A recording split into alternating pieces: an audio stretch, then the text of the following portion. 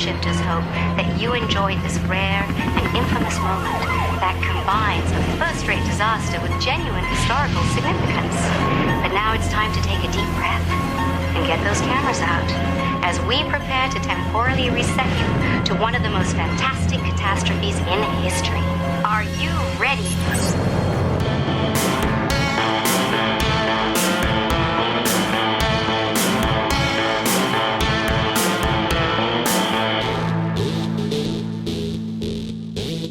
Everyone, and welcome to the Timeshifters podcast. This is your host, Christopher, and I'm here as always with Tom, and I don't know why, but I almost forgot the name of the show there.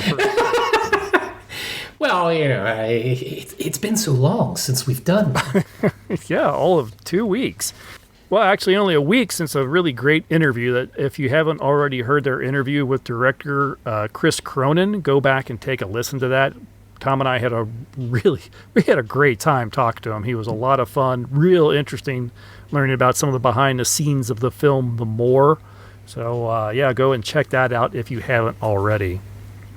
No, I think it was just because I had my notes up and I was just focused on like the first word on my notes, and it vapor locked my brain. You went into tunnel vision mode. It happens to all of us. I did, because it was one of the first things I wanted to mention and talk about at the top of the show as far as what I've been doing.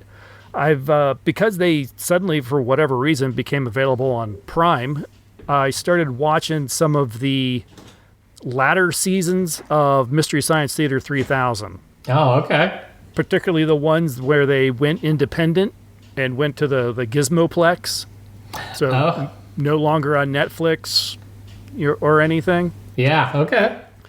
So these are all from like 2022, I think, the year. And I have to admit, they weren't laugh out loud funny through the entire episodes. Right. But I was getting some pretty good chuckles out of some of them. There's a few in there that aren't too bad. I actually liked, and I haven't watched enough of them to commit her name to memory, but the female host. Emily, thank you. Yeah. No, I actually like Emily quite a bit. I like her too. I was going to mention that. I like her energy. I like her humor. She actually got started right here in Cincinnati. Oh, nice. As part of the it's a traveling puppet show that goes to libraries and special festivals and things like that. I'm blanking on the name of the thing. I could look it up, but someone else could look up her biography if you want. Emily Marsh is the actress. Emily Connor is the character on MST. So yeah, she got her start here in Cincinnati as a puppeteer and working with the puppets. So it really fits. Yes, it does. And that energy and that sort of kind of keep that energy up when you're dealing with just plastic and plush next to you. Yes. I think really comes through. Yes, and if you're a trained puppeteer, you might have a little more leg up in that arena. Yeah, and I think that's one of the things that always kind of bothered me about, well, I don't say it bothered me, but I think I notice it more when I see it, because I see it on her than I watch an episode with like Jonah. Yeah. And he doesn't have that same connection. Yeah, he's not interacting with the bots like they're actual characters that are there. Yeah, it doesn't seem that way. A little disconnected. Yeah, and that is something that I think is still problematic with the newer stuff, is none of the characters feel terribly connected. I know in the classic episodes, Joel or Mike and the bots is all that stuff recorded in one day. Mm-hmm. And then, the Mads are all recorded another day kind of thing. Yeah. So they're not actually going back and forth and everything, but it always felt like they were. Oh, yeah. And a lot of the newer stuff, it feels like there are people in the studio not talking with the other people in the studio. It's just, there's occasionally even that slight pause. Oh yeah? Like, what, a little better editing here? Could you pretend that you actually just heard him say that? It's actually one of those things where I think they actually lose a little something from having access to a budget. Like, the point I'm making is if you watch the credit sequence at the end of one of the newer ones, that thing goes on forever. There's hundreds of people that are tied to this. And all the originals, you could practically fit them all on an 8.5 by 11 piece of paper. Less. You could fit them on a note card. Yeah, because granted, many of them had multiple credits, and you just got to, yeah. Mike Nelson is head writer and star and this and that. Yeah, and gaffer, and yeah, he brought the mac and cheese today. Yeah, right. Yeah, because each of them wore multiple hats to do what they did. Exactly. Which is why it almost feels a little overproduced. It's lost a little of that intimacy that the smaller crew had. Yeah, especially when you've got Felicia Day and Patton Oswalt on a green screen, and the goofy stuff going on, and all the little extra characters and all this extra story and that they got going. It's like, keep it simple, man. Yeah, you're kind of overdoing it a bit, and it will be forever my bane. Is the newer ones? I'm gonna have my beef with the voices for the bots, but it's even less than that. They've lost the characters that were developed for the bots. Crow is not like Crow was 20 years ago. Tom is not like Tom was 20 years ago. And if you're supposed to suggest that these are the same bots and carry on the continuity, their personalities changed a little too much along with their voices. Right. I could live with the voice of Tom Servo. The voice of Crow in some of these is so grating for me. Yeah. It's that weird, I'm pretending I'm a child puppet and really high-pitched and squeaky. And, yeah, please be quiet.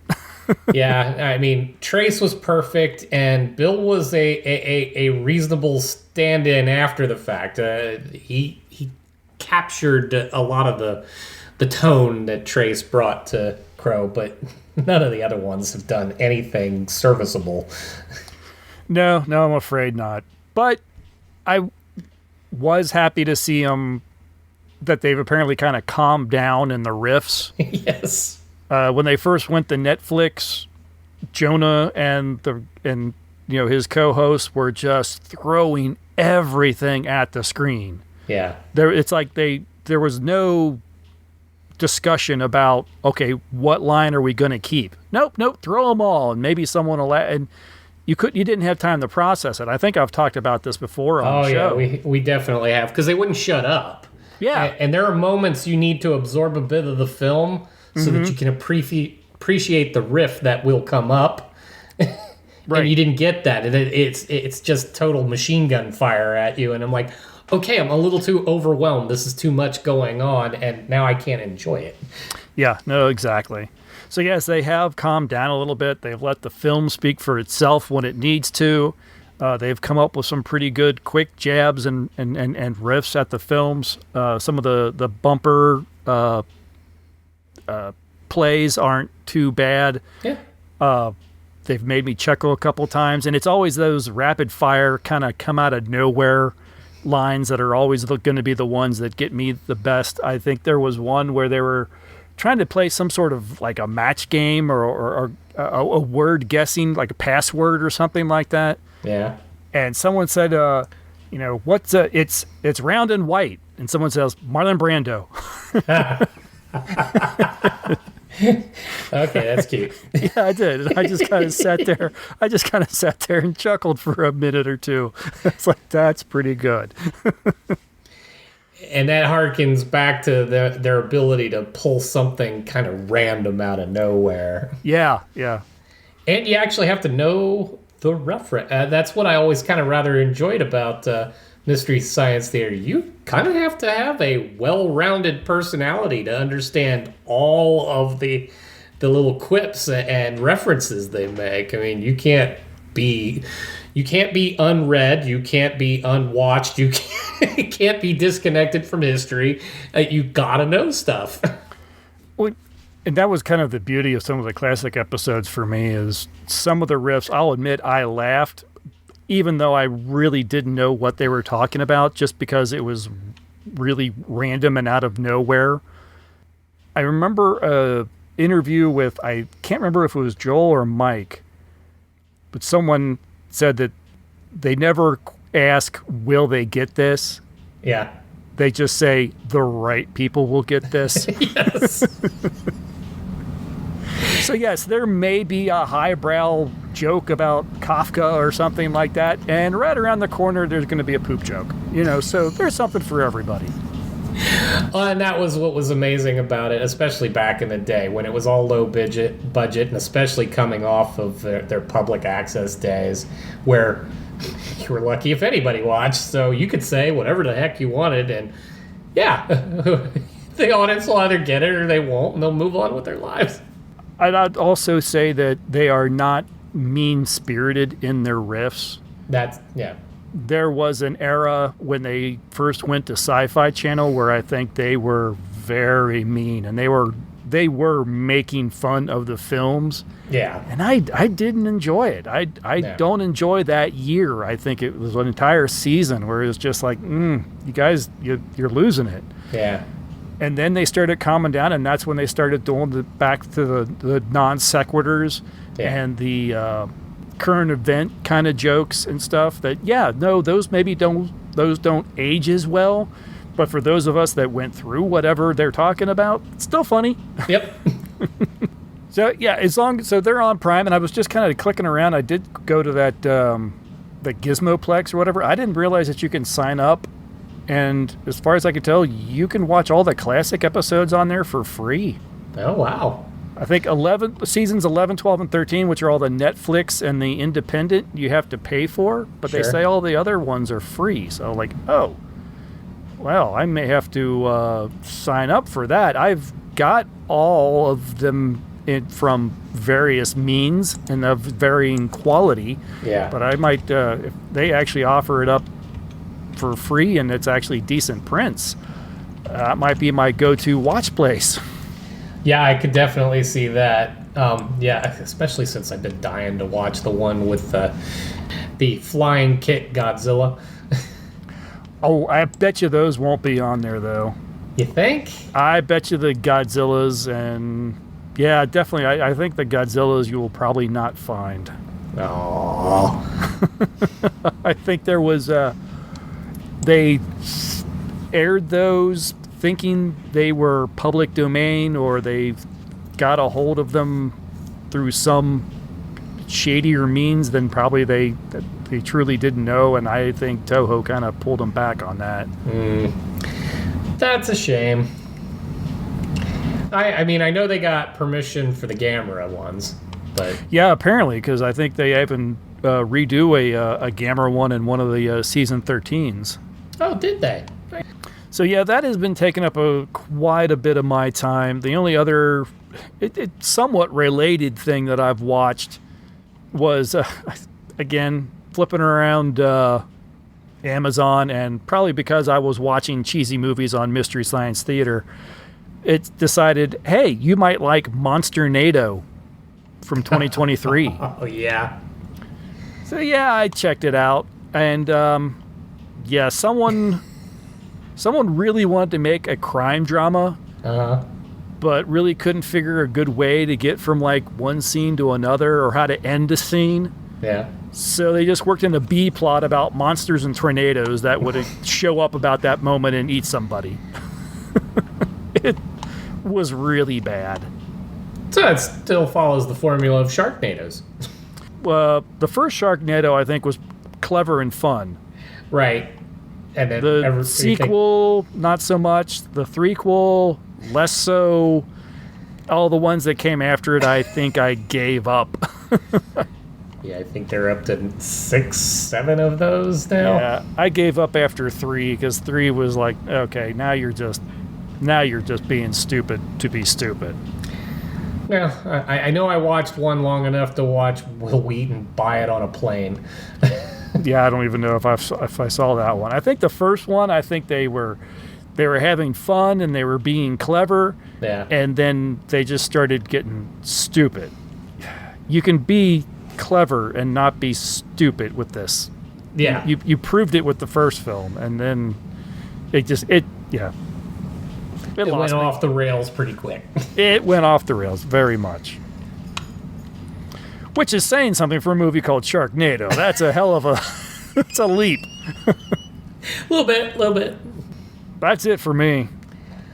As we talked ahead of the show, not too much on this end. I finally bit off watching the final episode of The Expanse, because every time I know a series has come to an end that I really enjoyed, I always really draw out watching that last little bit, because I want to retain that little chance of seeing something new. If I don't watch it, it's not over. Exactly. Well, thank God for streaming services, because I've done that in the past to some things where I've recorded something and then my recording went away for one reason or another. Mm-hmm. I did that with the Psych series finale back in the day when that was on. And then it took me forever to get around to seeing it again. But yeah, no, I definitely know that feeling. I remember a DVR full of stuff and it just copping out. Oh, yeah. And then suddenly I'm Darth Vader at the end of that Star Wars. Yeah, exactly. Yeah, so I definitely didn't want to go that way. I didn't think Amazon was going to tear it down anytime soon, but just to be safe, when it had got that in, and that's just, it was such an amazing series. So Absolutely. Great sci-fi, great storytelling, great acting. It was just an amazing show. Yep. No, absolutely. No, I agree. And one of the ones that actually went to the trouble to actually include the actual physics of space travel. To a large extent. Yes, that was there's always going to be a bit of a mulligan in there somewhere, but mm-hmm. But yes, no, they did pretty good overall, which was a lot of fun. But then the only other things that I got into, my son, a while ago, I got him into the original Night Court series, and we tore through that very quickly. And the newer series, we had watched the first season last year when it was on and all that, but been a little slow to getting to the second season, and we finally dug into that while he was with me last week, and it's one of those, I could actually see this developing into something that was on par with the original one. Really? Okay. Yeah, no, seriously, it's got its dumb little stuff, but it finally figured out how to keep making the show that was already there. And much like the original series, where it was changing out characters from time to time for one reason or another.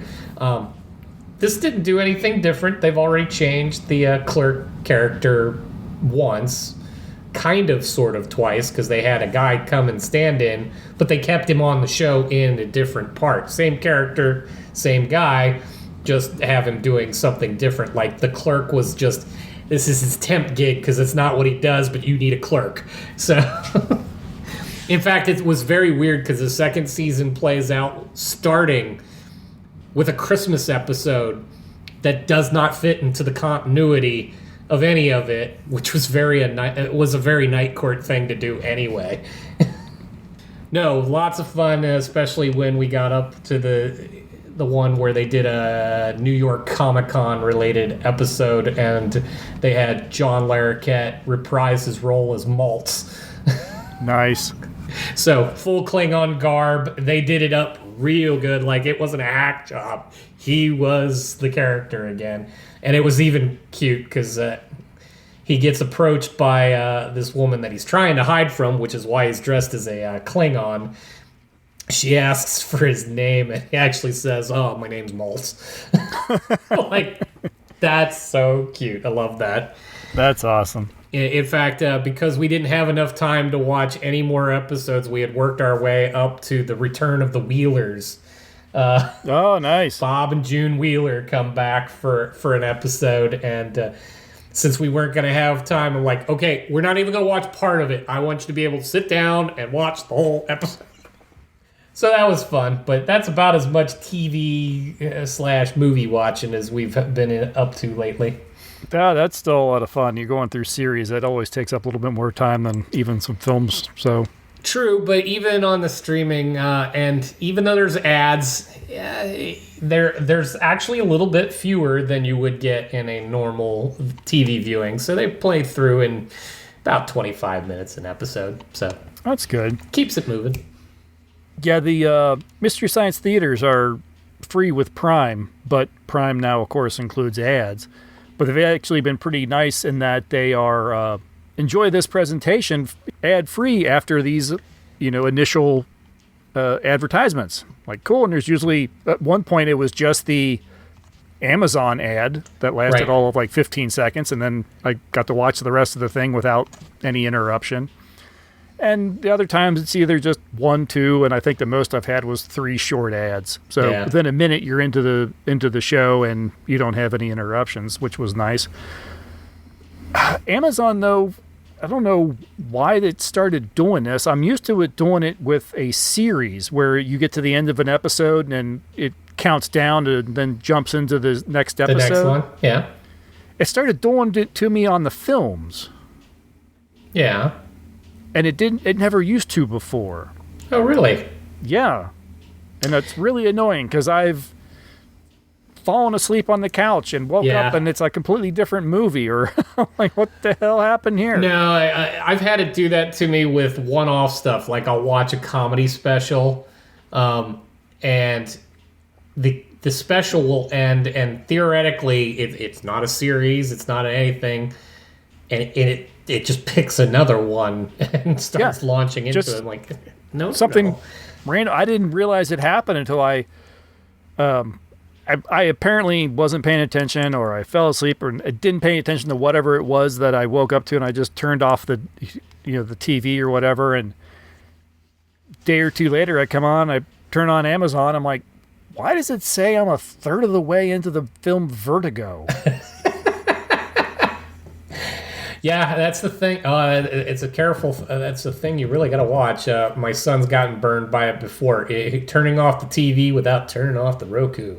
I always hit the bailing out of this app. Yeah, I always hit the home button before I turn off the TV. Yeah, but I don't know why it decided I wanted to watch Vertigo, because I guarantee you, whatever I fell asleep in front of, it was nothing like Vertigo. Yeah, they think this fits into stuff that you might watch. Yeah, maybe that one was a possible. I just turned off the TV and didn't, smash the home button. Yeah, I don't know, but like I said, it never used to do that on films to me. The little thing would come up saying, next in the watch list or whatever. Sure. But then the film would end, and it would just go back to the home screen, to the Amazon screen. It wouldn't actually go to the film unless I hit OK or something like that. But now it's actually doing the countdown and starting the film. Yeah, and that's happening across other streaming platforms too. Paramount Plus will do that to you if you don't watch out. Mm-hmm. So, we need to get everybody that's listening from corporate streaming world to understand you got to work on those operating systems, and we don't necessarily want you to launch everything right after that. Yeah. Some of us like to watch the credits. Sure, absolutely. Some of us like to listen to the music on the credits. Someone wants to watch. Some of us like watching the credits on full screen, not on like the little tiny picture, so you can show your damn ad. Well, what was killing me is, and I didn't even realize it at the time, I've been trying to start back up in the second season of the House of Dragons, the Game of Thrones follow-up.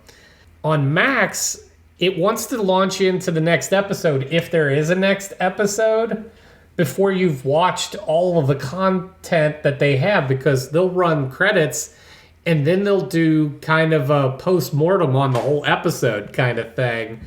And their countdown will start before you get to that. I'm like, yeah, I might actually want to watch that. You went to the trouble to make it.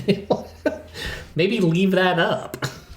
Yeah, it's a little annoying that they just naturally want to just pull you into that next one. It doesn't even make sense to do it the way it's doing it. Right. Like I said, in a series, I understand, because you're kind of, if you're watching a series, you're likely trying to binge that series. Yeah.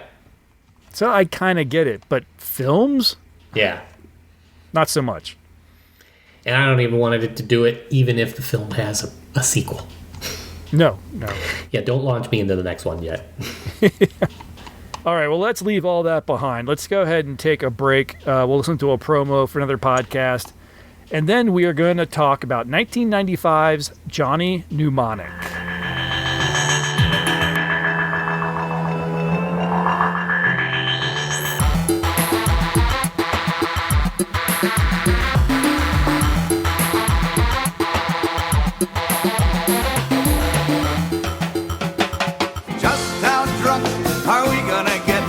Welcome to Good Beer, Bad Movie Night, where each month we drink finely crafted brews while watching terrible films in order to see just how drunk you have to get to enjoy them. So tune in and join Troy. Kilmore Crites.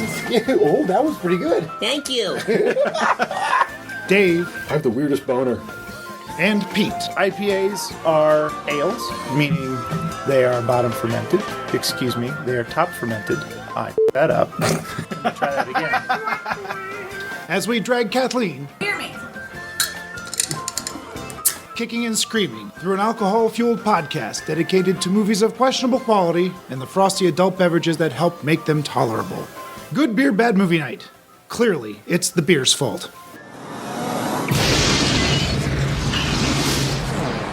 Good morning. This is your wake-up call.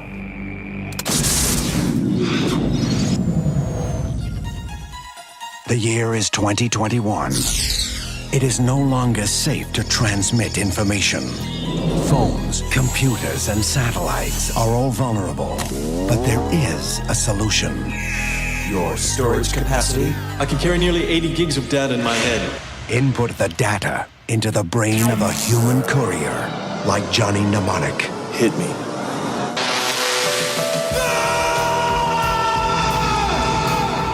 How do you fit all that in your head anyway? I had to dump a chunk of long-term memory. You had to dump a chunk of what? My childhood. What are you doing? Making a long-distance phone call. I've got the goods, Ralphie. Now I just want to get them out of my head. Now, in a future... We locked on him. Where those who control the information control the world. I've been charged with recovering the head of the mnemonic courier. Everyone wants what is stored in Johnny's head. Double cheese anchovies? Charlie! They were waiting for me, Ralphie. Time is running out. I'm a dead man if I don't get this out of my head. I can get it out. How? A cranial drill and a pair of forceps. For the future's most wanted fugitive.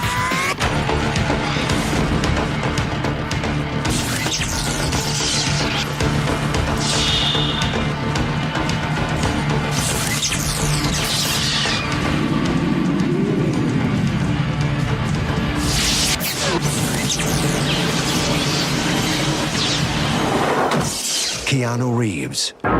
You can't shoot me. Not in the head. Johnny Mnemonic. Johnny Mnemonic was directed by Robert Longo in his feature directorial debut. The father of cyberpunk, William Gibson, who wrote the 1981 short story, wrote the screenplay. But he and director Longo were reportedly very unhappy with the resulting film after many edits were made by the studio without their consent or knowledge. You never like to hear that. No. Johnny is a courier, except instead of packages, he carries data. Using an implant embedded in his head, he can carry up to 160 gigs of information. Looking for one last well-paying job to afford to have the implant removed and the memories he sacrificed for it returned, he takes on more than he can safely handle. Uploading 320 gigs of information, he has to get to the recipient within 24 hours or the excess data could destroy his brain. Compounding that problem is everyone else wants the information he is carrying too. The Yakuza crime syndicate puts a bounty on his literal head and sends their best after him. With no way to unload the data without a special passcode, and discovering that the data in his head could save millions of lives, Johnny races to deliver the data and stay ahead of people who will stop at nothing to see him and the data erased. First time watch for me. When was the first time you saw this one? I'm trying to remember if this was either an actual trip to the theater or I'm betting this was a Blockbuster rental for me. All right, fair enough.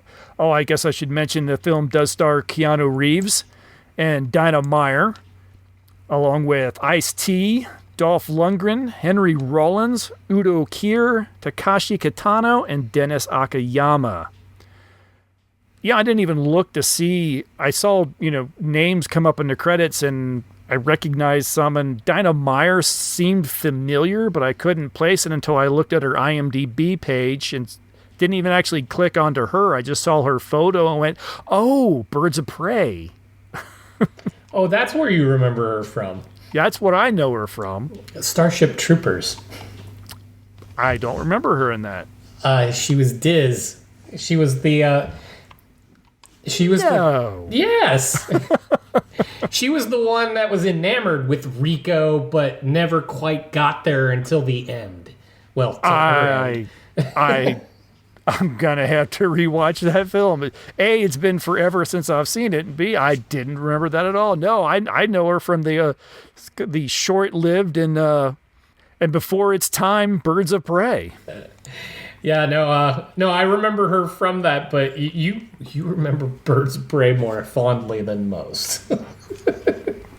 Well, I just, within the last year or two, rewatched the series. Yeah. So it had its merits. It wasn't great, but it had its merits. No, I remember enjoying it. I just also remember this doesn't have anything to do with any of these characters. No, it's on Earth 27 or something. Sure, that sounds. You see, that would fly in this day and age, but back then, no one was throwing around multiverse stuff. No, there was definitely none of that going around. I didn't actually look up the credits of the film outside of knowing that Keanu Reeves starred in it. And so as they appeared on the screen, I kind of just smiled. I'm like, Ice-T? And Ice-T was really stretching with a character named J-Bone. Yeah, definitely. No, I was the same way while I was watching it this time, too. I had completely forgotten who else was in this other than Keanu Reeves. So, Dinah Meyer I was expecting, and not exactly one of her standout roles. But yeah, when Dolph Lundgren showed up, and I didn't bother to read, any credits or anything beforehand, and I'm sitting there with my son, and he's watching the film, and he sees the guy in the preacher outfit with the crucifix that's also a knife. And I go, do you recognize him? And he goes, no. I'm like, the only other movie that I know you would know him from is he's He-Man.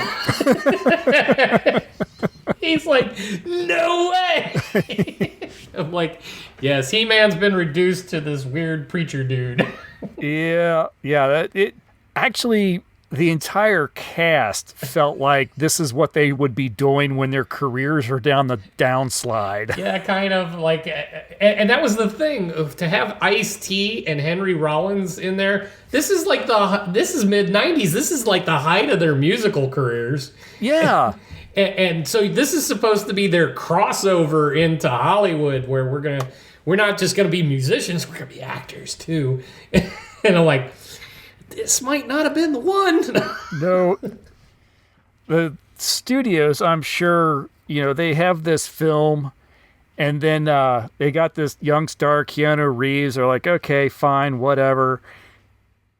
And then Speed came around the year before. Yep.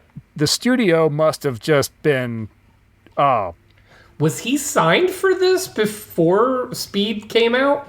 I believe so. Yeah, Okay. I'm sure this was in production when Speed came out. This was like probably in production or in the can when Speed came out and turned him into the big old star that he became.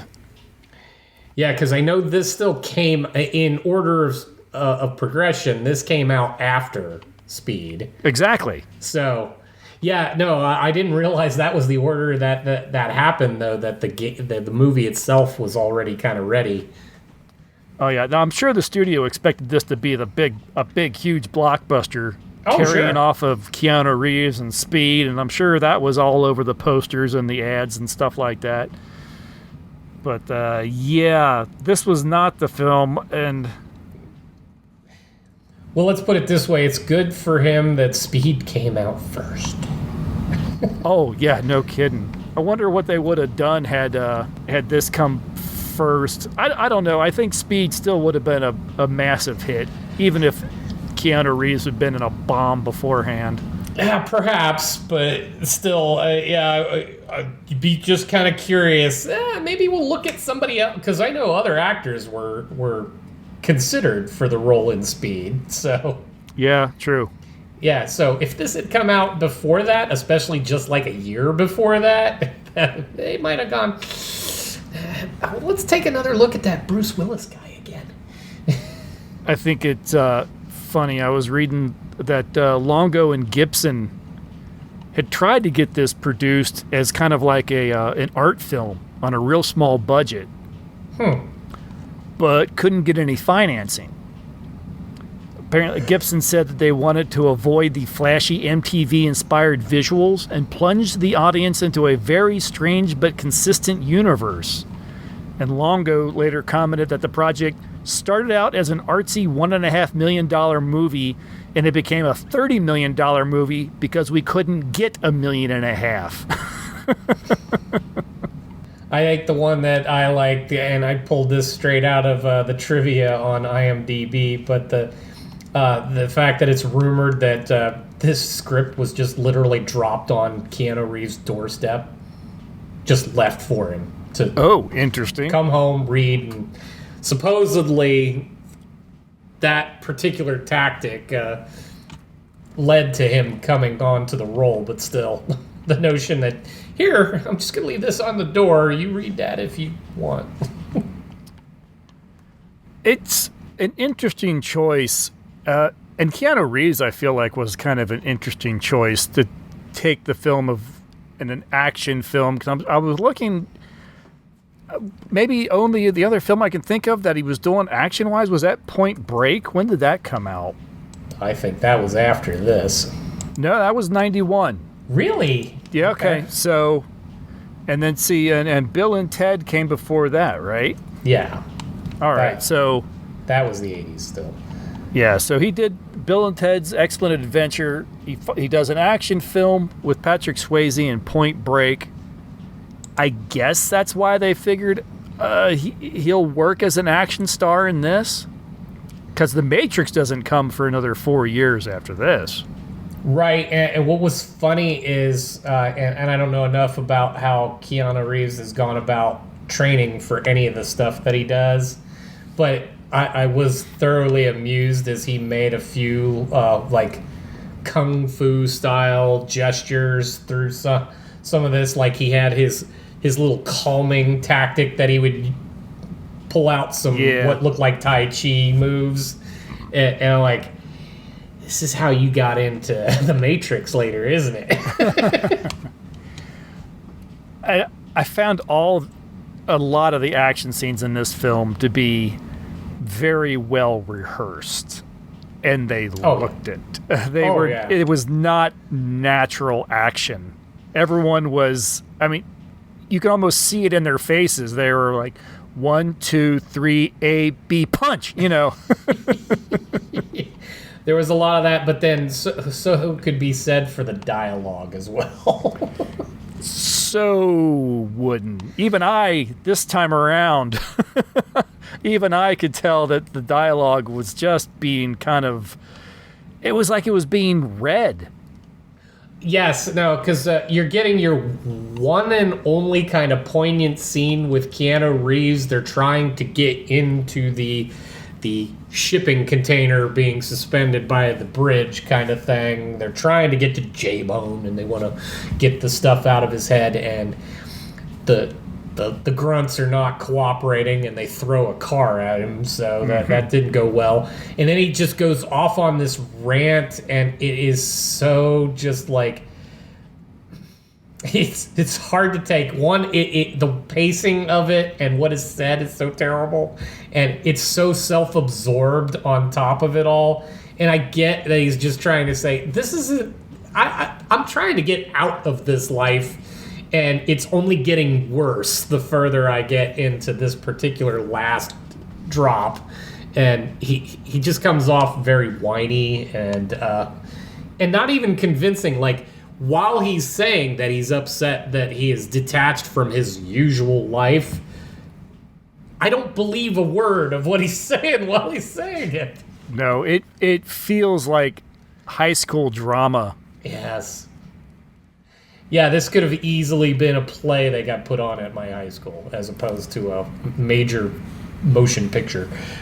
Yeah. No, yeah. I'm glad you brought that scene up, because I felt the same thing. It was just like, wow, this is like a sore thumb on an already injured hand. Oh, are we going to get into the thumb already?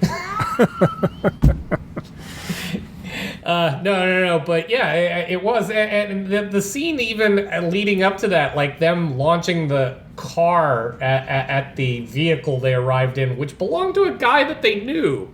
Mm-hmm. And like, why did you just bomb your friend's van? I'm gonna drop a bug on Spider. And like, yeah, why would you do that? A lot of this movie didn't make any sense. No, it really didn't. I was really hoping to find this to be just kind of a fun, mindless action film. Sure. I'll admit, I didn't really enjoy this one at all.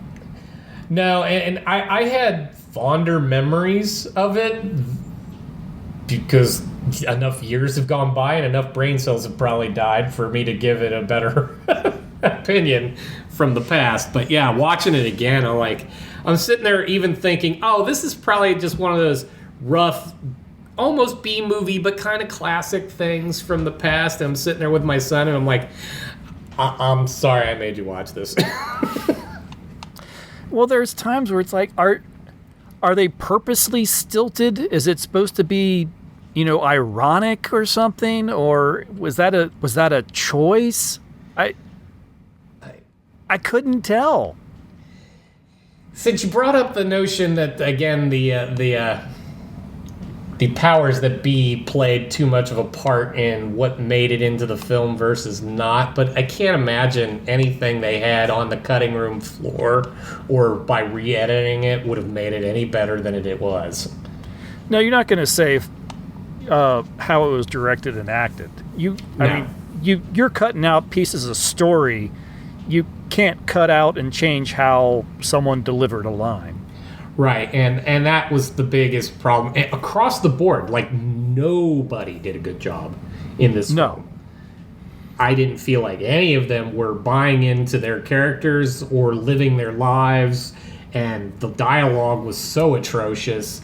Wow, was this written? This was written by a 12-year-old, wasn't it? I was watching this movie, and I started thinking, where is Charles Band? This is what Charles Band would do with $30 million. I even like to think Charles might do a little bit better. But it felt so incredibly mid-90s. The music, the soundtrack was not special. It was just generic. Drop it in any 90s action film. It was... Oh, they did a really cool job in with Blade Runner, let's do that.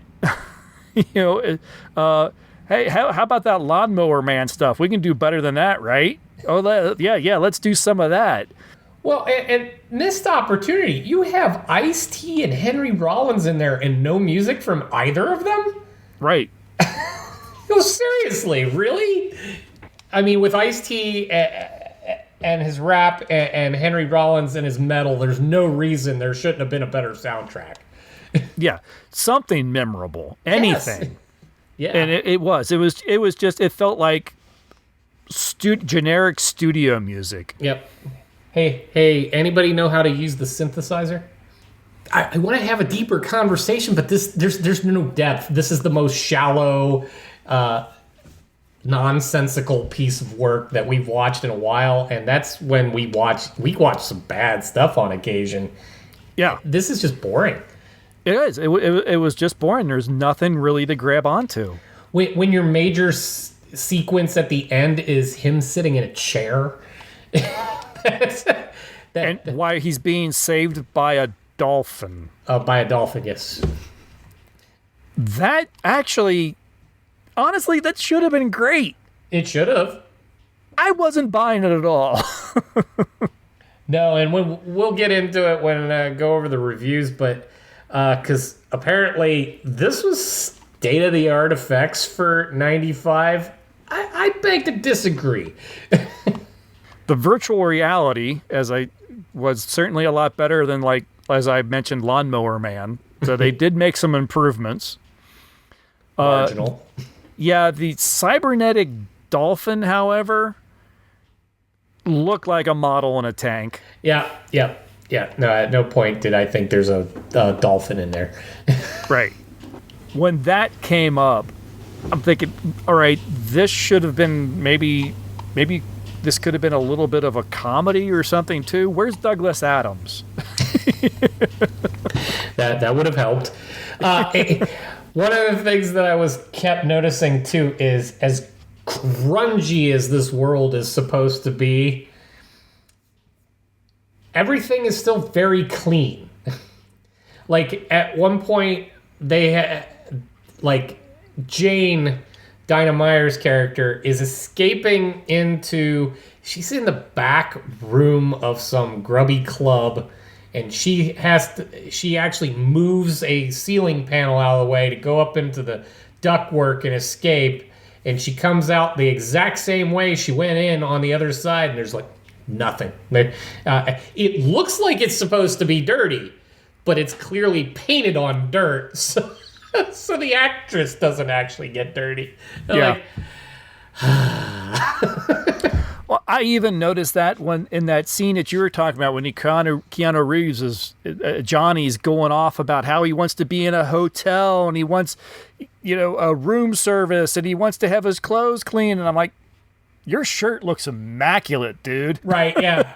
It still looks pressed. Yeah, you don't look like you've been through anything at all, and you've been fighting people and nose bleeding and out in supposedly the gutter, and like, you're clean as a whistle, man. Nothing rang true. It didn't feel like you were in this world, or that this world was as bad as it was supposed to be. I mean, it didn't look like someplace you wanted to live, but it never felt real in any way whatsoever. No. The film was produced and released in 95. It was set in 2021. Yep. So they gave it almost a decade. Yeah. But a little too fantastic. A little more than 2 decades. 2 decades, excuse me. They gave it almost 20 years. But it still felt a little too fantastic, laser whip rings and everything. I don't even really get the technology that Johnny supposedly possesses. I didn't understand his technology. He had to sacrifice memories. So is it actually using his brain? But then why do scans show an implant? So is it something added to him? They kept referring to it as wetware, and I think the concept was it was an integration into the brain. You have the implant to make the connection, But essentially, you're turning your brain into a hard drive, and this is like any hard drive. There's what actually holds the data, and then there's the interface that allows you to communicate with it. I think the implant was supposed to be his gateway into accessing the potential storage within the brain. All right. So I guess that makes a little bit more sense, because I was wondering, like, you know, if you're just going to do an implanted hard drive, why would it have to be in your head? The part, again, I work in IT.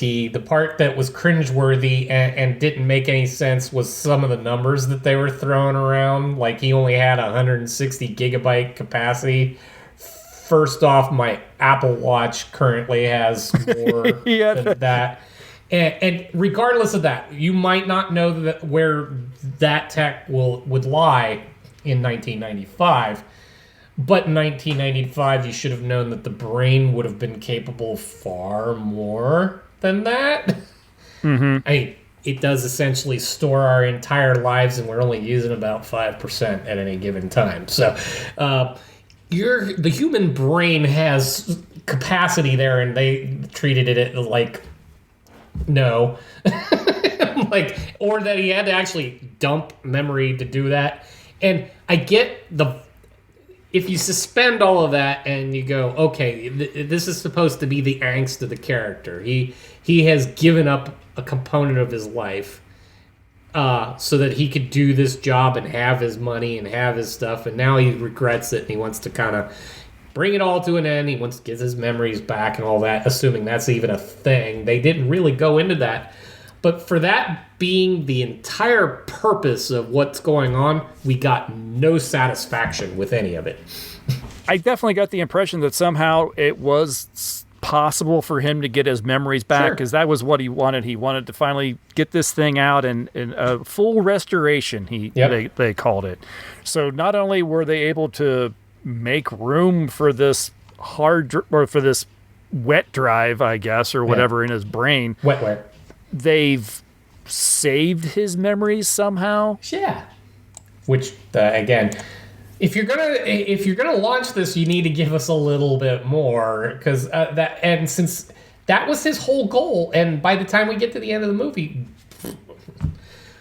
we don't know that he gets anything out of this. We don't know if he's going to get a shot at getting his memory back. Supposedly, whatever they were doing could potentially just kill him. Period.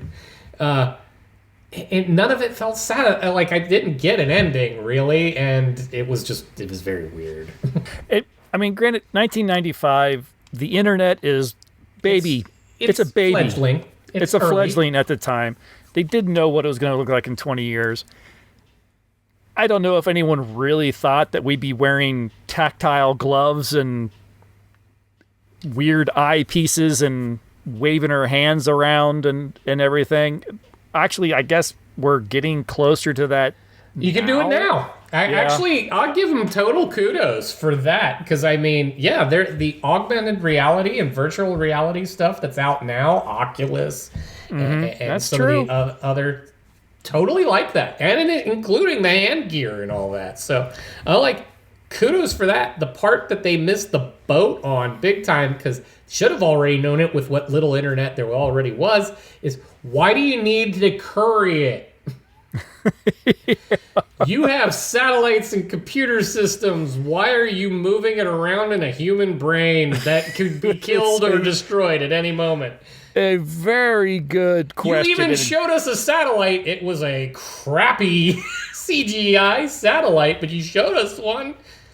Beam the data to Newark, New Jersey? Yeah. You just had to get to Newark, New Jersey. Yeah, I think you could have done this with a phone call. The thing they did get right is Newark does look like that. If anything, their version was a little cleaner than what Newark actually is. Yeah, of course. Sorry, Newark fan. But come on, guys, tell us we're wrong. The opinions of some hosts of the Time Shifters podcast do not necessarily represent. Yeah. Nice disclaimer. So they might have got a little bit right with the Oculus and the hand and the gloves and that sort of thing. They were in the middle of a pandemic in 2021. No, and I thought that was obviously not the same thing, but still, that was a little eerie. Yeah, a little bit. That's only off by, we assume whatever this is started. It started earlier, so probably at least a year, if not more. Right. So, yeah, it's always... It colors, having gone through it now, when things like this come up in films, it's like, yeah, okay. Yeah, and even granted, again, the very downtrodden hospital kind of environment, but yeah, the notion that they're just people sick and dying in rows and rows of beds, yeah, kind of lived it, yeah. Yeah, kind of been there. But you do have your laser whip thumbnail on order, right? Yeah. Can't wait to get that. What an impractical weapon, too. Yeah, I'd be someone's getting killed, and it's not who you think. I think is what that weapon. Right, especially since it's used on the bad guy in the end, and it's his weapon. I did put it out to social media. As always, we got one comment on Facebook. Cameron says that it's a terrible U.S. theatrical edit. Great international version that recuts the whole film, i.e. different opening, more world building. None of the infamous edits like the room service are seen clearly. You actually know why the villains are trying to kill him with more screen time on them. It feels more like Blade Runner rather than a Total Recall ripoff. So... Interesting. Yeah. I did read that there was apparently the international or the Japanese version had... And you were mentioned it before we started recording, that there's an extra good 15, 20 minutes of this film. But it's... very interesting. He says it was kind of actually recut and re-edited. I'd like to get a hold of that international, I think. I don't know if I want to put myself, take the chance, but... I think I'd give it a shot just to see, really, did you take enough good from this and there was that much on the floor that you can actually make a better film out of this? I'd be curious. Yeah, I think I'd be willing to give that a shot. But that is the only comment we got from the listeners. So what did the critics think of this one in 1995? They aren't far off of our mark. Okay. Starting with the best one, from The Guardian, Peter Bradshaw, says, perhaps it's quaint, but it's also watchable. And it is the kind of sci-fi that is genuinely audacious, trying to envision what the future will be like, and often succeeding. Not sure how they thought that, but okay. Then we move over to my friend Roger Ebert, Chicago Sun-Times. Johnny Mnemonic is one of the great goofy gestures of recent cinema. A movie that doesn't deserve 1 nanosecond of serious analysis, but has a kind of idiotic grandeur that makes you almost forgive it. The plot of this film is breathtakingly derivative. In essence, the hero is entrusted with a valuable cargo, which he must get from A to B without being killed by the bad guys or stepping in anything. There is a pretty girl, evil villains, a weird prophet, and of course a violent final shootout in an abandoned flame factory. You know what an abandoned flame factory is. You've seen them in a zillion times in the movies. It's a big, clanky warehouse where the hero and the villain stalk each other for an ultimate confrontation while pointless and sourceless sheets of flame burst out of as handy background visuals. So, really like taking that one down apart. He's not wrong, though. No, he's not wrong. Everything you've seen in this film, you've seen in every other film. Variety, Todd McCarthy. Johnny Mnemonic is high-tech trash. Film as video game. Scarcely the film Keanu Reeves needed as a follow-up to Speed, his commercial breakthrough last year. This hardware nerd's paradise will attract a core youth audience to the star and futuristic computerized visuals, but won't sustain strong business for long. So, and I actually don't know how well the film did, so, but I'm assuming probably pretty spot on. If I remember reading correctly, it would be considered a bomb. Kind of thought so. And then finally, from New York Times, I've got Karen James. Johnny Mnemonic looks and feels like a shabby imitation of Blade Runner and Total Recall. It is a disaster in every way. Oh, wow. So, yeah. Yeah, the critics overall, even the best of it, could only come up with watchable. Yeah, it's watchable. It's just not the kind of watchable that you really find all that enjoyable. Yeah, no, like you'll make it through. You might even be amused by something, but it's not going to stick with you, and you kind of don't want it to. Well, if you don't have anything else to say about Johnny Mnemonic, I certainly don't. No. We can probably end this one. I will mention that next time when we come back, we are going back to 1973 in order to see what they thought the future of 2022 would look like when we take a look at the classic film Soylent Green. And get ready, hope you're all sitting down, because for one of us, Tom, yes, it's going to be a first time watch. It is. I am almost embarrassed to say. The shoe's on the other foot for this one. Yes, and that's not usually the case. No, more often than not, I'm the one that's like, I never got around to it. Yeah, no, as we were discussing ahead of the show, it's one of those, you've seen enough bits and pieces through other avenues and media that you get the sense of what it already is, so I never got around to just sitting down and taking it all in. So now it's time. I am looking forward to it. It's one that I have been wanting to revisit for a while. Yeah. Just because it has been probably decades. Okay. Since I watched it. It's been a long time. So I've been really looking forward to watching it again. Great opportunity. I'm not even going to call it an excuse. This is not just an opportunity to sit down and watch this one again, because I remember really enjoying this one. I can't wait to talk about it and talk about, can't wait to talk about my first experience watching this film. Okay, hold a little back. Yep, we'll get there in 2 weeks. So we'll talk about that in 2 weeks. If you have seen Soylent Green, and I'm going to guess you have. Unless you're me. Unless you're Tom. Send us an email. Tell us what you think about the film. timeshifterspodcast@gmail.com. Or follow the link in the show notes. Leave a comment on any of our social media sites. That is going to do it for this episode. As always, thank you very much for listening. We'll talk to you soon. Bye. See ya.